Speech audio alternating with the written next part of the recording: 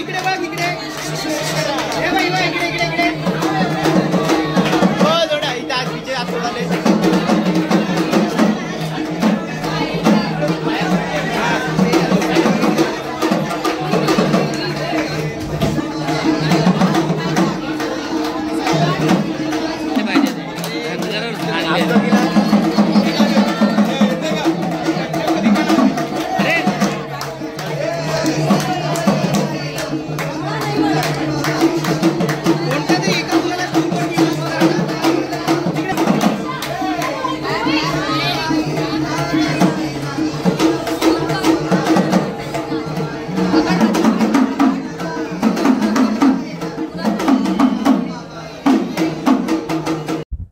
नाही, रेशीमबाग मध्ये जो शताब्दी महोत्सवाचा कार्यक्रम होतो आहे राष्ट्रीय स्वयंसेवक संघाचा, ज्यांना 100 वर्ष पूर्ण झाले, त्या कार्यक्रमात मला जाण्याचा प्रश्नच येत नाही।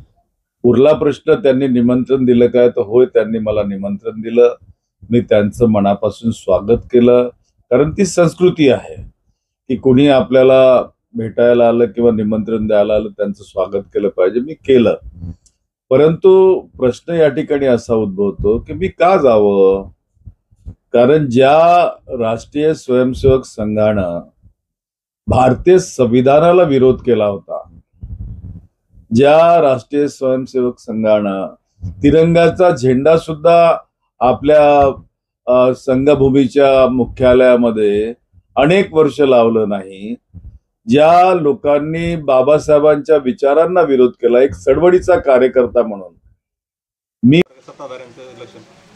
अजित पवार खूप कार्यक्षम आहे अशा प्रकारचा गाजावाजा होतो, परंतु त्यांची कार्यक्षमता ही त्यांना सत्ता मिळवण्यापुरती असते। संधी साधूपणाने जिथे संधी असेल तिथे जाऊन उपमुख्यमंत्री होणं, त्यांच्या नशिबात मुख्यमंत्री होणं आलेलं नाही आहे, परंतु उपमुख्यमंत्री पदासाठी का होईना संधी साधूपणा करायचा। आणि अशा प्रकारे आता या संधी साधूपणाचा कळस कोणता आहे? कर्जमाफीची घोषणा या सरकारने देवेंद्र फडणवीस साहेबांनी निवडणूक प्रचारात केली, त्या स्टेजवर होते ना अजित पवार, त्याच वेळी त्यांनी का थांबवलं नाही की आपल्या कर्जमाफीची परिस्थिती आपल्या राज्य सरकारच्या तिजोरीची नाही? त्यावेळी संधी साधूपणा करायचा, मतपत्रात पाडून घ्यायचे आणि आत्ता सगळीकडे सांगत सुटायचं की आमच्याकडे कर्जमाफीची परिस्थिती आज राज्यामध्ये नाही। त्यामुळे अजित पवारांच्या चांगल्या कामाबद्दल त्यांना धन्यवाद, परंतु आज कर्जमाफीची जर घोषणा झाली नाही तर जशी जबाबदारी देवेंद्र फडणवीसांची असेल तशीच ती एकनाथ शिंदेंची पण असेल आणि तशीच ती अजित पवारांची असेल। आणि तिघांना घेरण्यासाठी किसान सभा, शेतमजूर युनियन आणि CITU रणांगणात उतरल्याशिवाय राहणार नाही। निवेदनाला साधक बाधक चर्चा झाली आणि चर्चा करत असताना जे आमचे पराग भाऊ, मनोज भाऊ त्यांना मी विचारत असताना त्यांच्याकडे कोणत्याही प्रकारचं उत्तर नव्हतं आणि शेतकऱ्यांचे संपूर्ण जिल्हाभर हाल बेहाल चालू आहे। शेतकऱ्यांपुढं मोठा प्रश्न निर्माण झाला आहे की पुढील आपला कारभार कसा चालवायचा।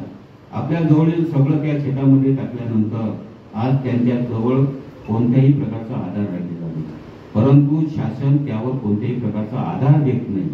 शेतकरी अनेक सामाजिक संघटना, अनेक पक्ष जसे शिवसेनेकडे येतात तसे अनेक पक्षाकडे, सामाजिक संघटनांकडे शेतकरी जात असतात। मला असं वाटतं की हे काम जर 11 वर्षापूर्वी ज्यावेळेला पहिल्यांदा मंत्री झाला त्यावेळेला जर केलं असतं तर आज अधिकाऱ्यांना त्याच खड्ड्यांवरनं 11 वर्षानंतर सस्पेंड करायची वेळ आली नसती। मला असं वाटतं की अधिकाऱ्यांना सस्पेंड करून होणार नाही, तुम्हाला नियोजनबद्ध काम करावं लागेल। पावसाळा आला की खड्डे बुजवायला तुम्ही निघता किंवा खड्ड्यांचे तो पॅच करता। दरवर्षी पाऊस पडतो, दरवर्षी त्या पावसाचा एक पॅच असतो आणि तिथे खड्डे पडतात। पावसाळ्याच्या आधी जानेवारीमध्ये काम करून तिथे जर ते रस्ता कॉन्क्रीट केला तर तिथे खड्डे पडणार आहेत का? नाही पडणार आहेत। परंतु तुम्ही पावसाची वाट बघता, त्याचे टेंडर काढता, त्या टेंडरमधनं खूप चांगले पैसे मिळतात, त्यामुळे अधिकारी पण सुखी आणि सगळे सुखी आहेत। हा जो सगळा झोल आहे ना, त्यांना काही कळत नाही का इथे खड्डे पडतात, इथे ट्रॅफिक होते, त्यांना सगळं माहिती असतं, पण पावसाळ्यात टेंडर काढायचे असतात आणि ते काही कोटींचे असतात, तो त्याच्या पुढे सगळं छोटं असतं। त्यामुळे हे सगळं जे होतं ना ते टेंडरसाठी होतं आणि टेंडरमधनं येणाऱ्या पहिल्या पैशांसाठी होतं। कोणाला तरी दोषी देऊन होणार नाही। तुम्हाला जर काही करायचं असेल तर कायमस्वरूपी निर्णय घ्यावे लागतील। पावसाळा आल्यावर काम न करता जानेवारी फेब्रुवारीमध्ये पावसाची कामं सुरू करावी लागतील। आता याचा सर्वे करायला लागेल, कुठे कुठे खड्डे पडतात, कुठल्या पॅचला खड्डे पडतात आणि जानेवारीमध्ये त्याचं काम तुम्ही सुरू केलं तर मला असं वाटतं की पुढच्या पावसाळ्यात खड्डे नसतील, ट्रॅफिक नसेल.